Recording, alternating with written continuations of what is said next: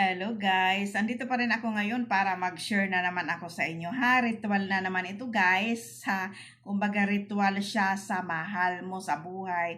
Jowa mo man o yan o asawa yan guys. Ang isi-share ko ngayon sa inyo ha.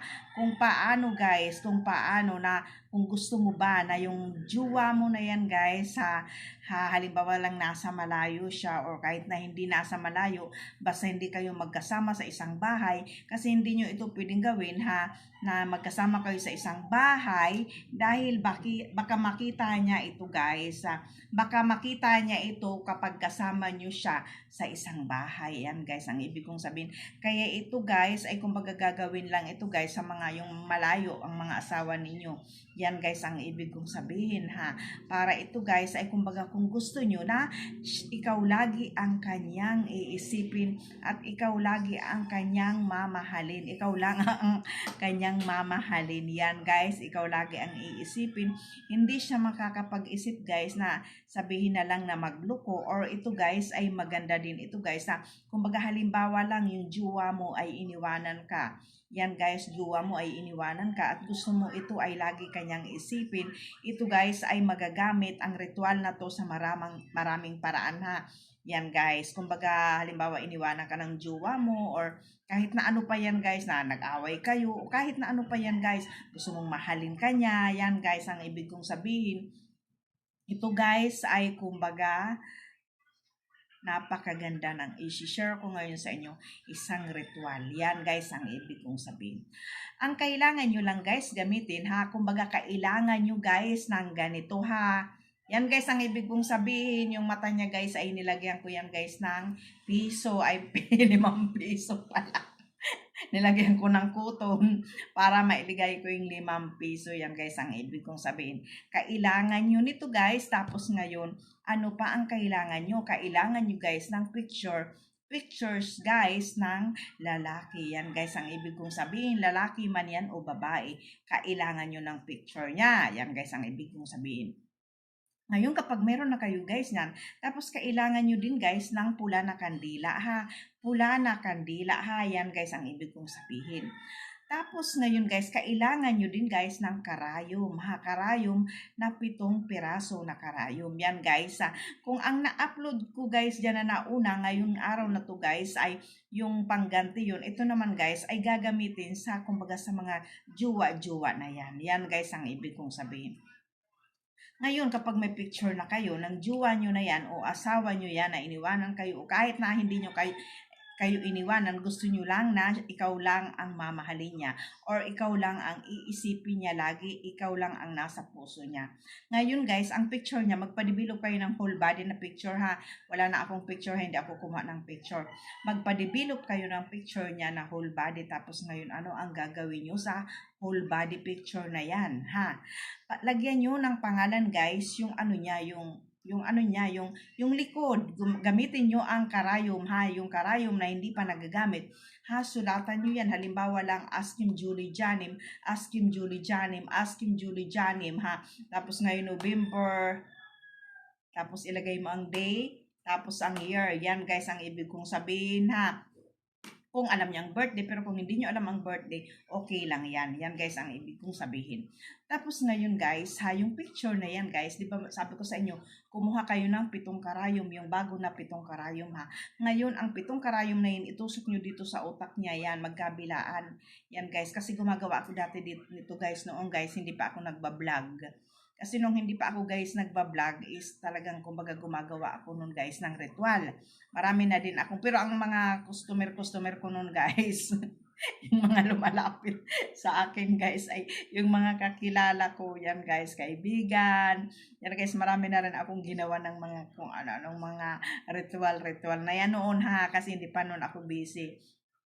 Yan guys. Tapos ngayon guys, kaya marami din ako guys na pag-ayos na relasyon, yung mga naging maayos na relasyon nung ako pa ay nagre-ritual. Yan guys ang ibig kong sabihin.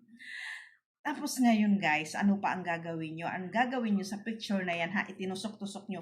Tusukan nyo din guys ng 3 piraso na karayom. Yung ano niya, yung dito niya guys, yung puso niya. Yan guys, ang ibig kong puso niya, tusukan yung 3 karayom. Isa dito, 5 na yun, di ba? 5. Tapos ngayon 5, 6, 7 sa bibig. Yan guys, ha.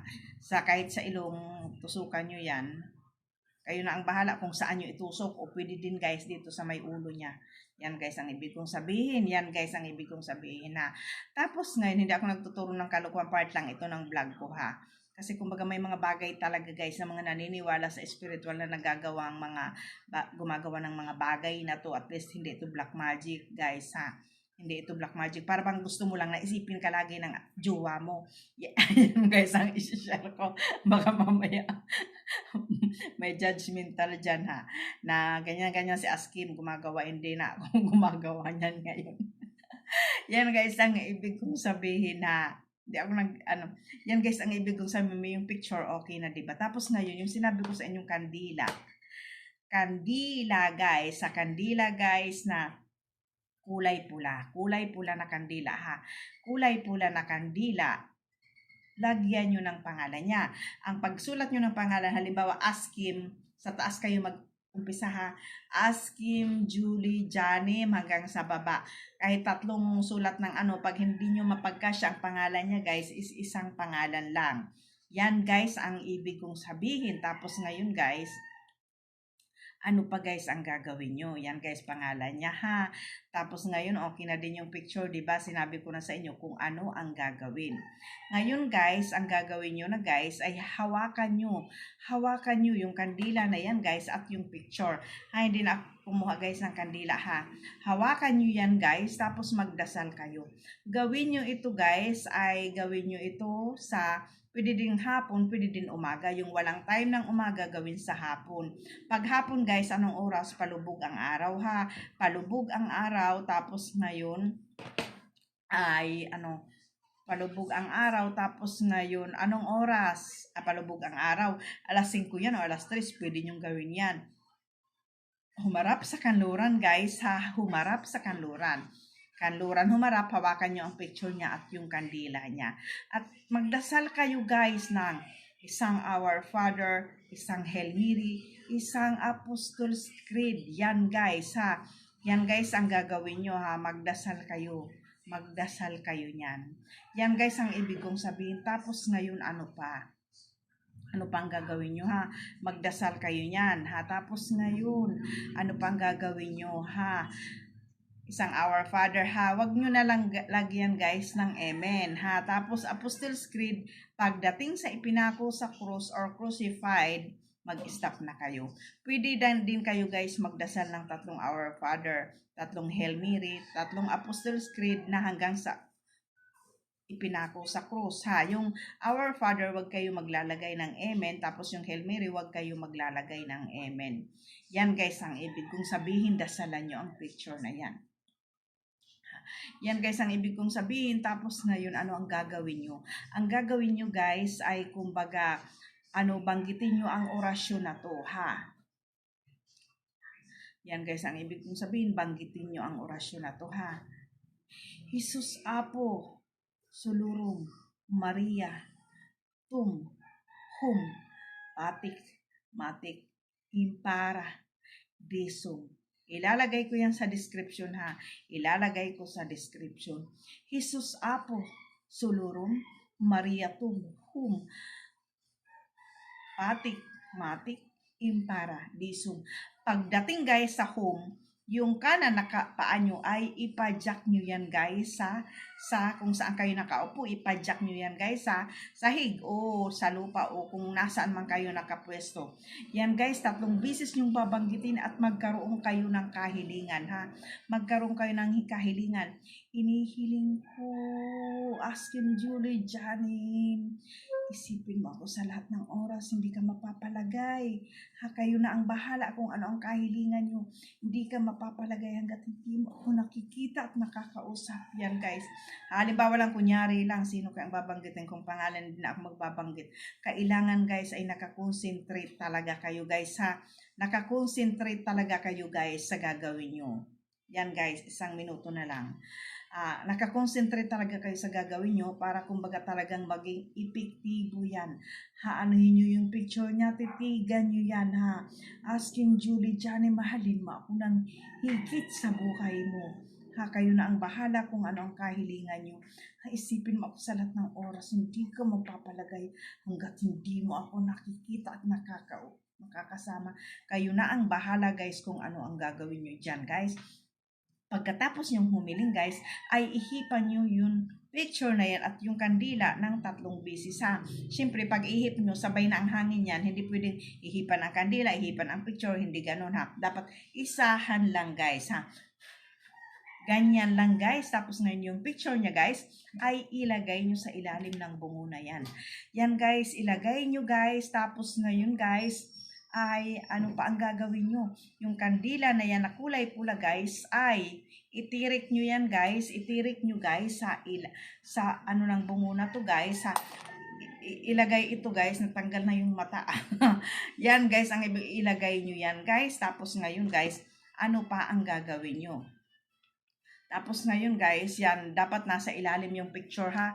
Ilalim. Guys, nasa ilalim ang picture. Tapos ngayon guys, ano pa ang gagawin nyo? Yan lang guys, kumbaga, ano yan guys kumbaga, ipaubos nyo guys ang kandila na yan sa ulo niyan. Hayan guys, gawin nyo uli sa susunod na Biyernes. Gawin nyo, mag-umpisa kayo kahit last Friday or first Friday of the month. Yan guys ang gagawin nyo ha. Tapos ulitin nyo na lang every Friday. Yan guys, hanggat hindi yan nabubuang ng kaiisip sa inyo. Tapos guys, kapag mayroon kayong ano na to guys, yung para bang bungo, bungo na ang tawag ko dyan kasi bungo naman talaga. Yan guys, kumbaga depende yan sa utos nyo ha. Kumbaga kapag may mga ganito guys, ay binibigyan din ito ng ano, kumbaga binibigyan din siya guys ng kakayahan. Halimbawa, ihihiling nyo, halimbawa lang gagamitin nyo sa kabutihan yan, ihiling nyo sa Diyos Ama na kumbaga ano guys ha. May mga ano naman ito guys, yung mga yung para bang gawa ng tao, yan guys na bungo, yan guys ang ibig kong sabihin. Ihiling nyo sa, kumbaga gagamitin nyo sa kabutihan or white magic. Ihiling nyo sa Diyos Ama ha, na ang halimbawa lang kunyari lang hinihiling ko sa iyo Diyos Ama na makapangyarihan sa lahat. Gabay ko mga kaibigan ko, mga alaga ko, hinihiling ko po sa inyo na ang alaga kong ito ay pagkalooban niyo po ng malakas na kapangyarihan upang kung ano ang gusto niyong mangyari, upang sumunod kung ano man ang iuutos ko sa kanya. Yan guys, kasi lahat ng bagay guys ha, lahat ng bagay sa mundo guys ay pwede yan minsan guys ay sa totoo lang guys ha, yung kahit na sa mga black magic guys, yung mga bagay minsan ay pinapasukan yan guys ng mga espiritu na para bang sila na ang nagpapagana. Halimbawa lang kunyari ang mga mutya, di ba? Ang mga mutya ay may gabay, nagdadala ng swerte at proteksyon dahil sila ay may gabay, kumbaga may ano na yan kumbaga may mga ano yan sa madaling salita. Para bang may pumasok, para bang kumbaga sa madaling salita ipapaliwanag ko sa inyo, para bang sumasanib, yan guys ang ibig kong sabihin, sumasapi na sa kanila. Kung sa tao ay sinasaniban tayo, yan guys ang ibig kong sabihin. Pag sila naman guys, kung kaya sila pagkalooban, minsan alam naman natin na sa Diyos walang imposible, di ba? Minsan kapag gagamitin mo guys sa mabuting bagay ang ano na to, yung ganito guys, ay na kung ano ang kahilingan mo ay ipinagkakaloob ha.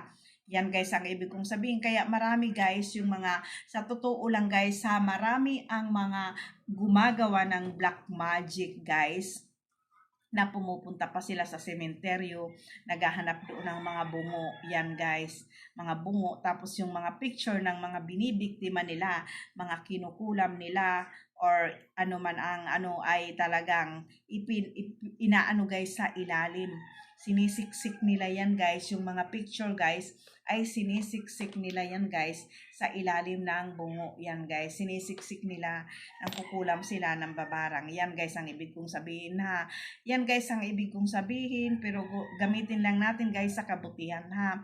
Yan guys ang ibig kong sabihin. Tapos sa mga gumagawa naman ng mga black magic guys, ano naman, yung iba talaga guys, nagbabago naman sila guys ha. May, nagbabago sila. Kasi may mga kaibigan naman ako guys na gumagawa ng black magic na matindi talaga guys. Halos pumapatay sila ng tao guys. Yan guys ang ibig kong sabihin. Pero guys, alam nyo yung iba naman ay nagbabago. Yan guys, kasi minsan nakikita nila sa magulang nila guys na gumagawa ng mga ganun. Yun nga, namamatay na lang guys na talagang hirap. Dahil alam naman natin ang mga gumagawa ng mga black is talagang alam nyo, talagang ano din guys yan ang kaluluwa kumbaga para bang nakasanla. Yan guys, kaya sa mga nagpapagawa din guys is ano guys kumbaga medyo iba din. Yan guys, ang mahirap mag-explain hindi ko na ipapaliwanag. Yan guys, ang ibig kong sabihin, basta kumbaga may ano pa, para magbago ha sa mga bagay na ganyan, at tayo naman na mga nagpapagawa ay pwede natin mapatawad yung mahal natin sa boy. Pero pag sa mga white magic lang, kagaya na lang ng mga sa boyfriend, yan, hindi naman yan black magic. Kapag gumamit na dyan guys ng itim na kandila, yan ang sinasabing black magic. Pero pagdating sa mga love, yan, mga white candle, okay lang yan guys. Red candle, okay lang yan. Pagdating sa black, yan ay kahilingan na yan guys, ay itim. Yan lang guys ha, bali yung orasyon ay ilalagay ko sa description ha. Yan lang guys, asking Julie Janim kung ano yung pangalan ko dito sa YouTube ko, yun din guys, ang pangalan ko sa Facebook ko. Yan lang guys ha, thank you guys. I love you, pasensya na kayo guys kung bihira ako mag-vlog dahil talagang minsan busy talaga ako. Yan lang guys.